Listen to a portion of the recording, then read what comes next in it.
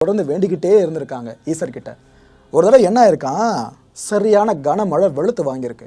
ஊர் முழுக்கவே வெள்ள நீர் புகுந்தபாடு இருந்திருக்கு. இன்னொரு பக்கம் பார்த்தீங்கன்னா இந்த கங்கா பாவாத்தியா இருக்கார்ல, இவர் படகு ஓட்டுற வேலையை செஞ்சுட்டு இருந்திருக்காராம். ஸோ ஆற்றங்கரையில் நீர் பெருக்கெடுத்து ஓடுதுன்ற செய்தி அவர் அறிஞ்சிக்கிட்டு அந்த இடத்துக்கு புறப்பட்டு போயிட்டு இருக்காரு. அந்த கனமழையிலையும் போயிட்டு அங்கே படகை பத்திரப்படுத்தி வைக்கலான்ட்டு. அந்த நேரத்தில் தேவகிரி அம்மா வீட்டில் தனிமையில் இருந்திருக்காங்க. அப்போ ஒரு முதியவர் வந்து கதவை தட்டியிருக்காராம். அப்போ தேவகிரி அம்மா அந்த கதவை திறந்து பார்க்குறப்ப அவர் கேட்டிருக்காராம், இது போல் கனமழையாக இருக்குது, இன்றைக்கி ஒரு நாள் ராத்திரி மட்டும் நான் இங்கே தங்கிக்கிட்டோமாமான்னு சொல்லிட்டு.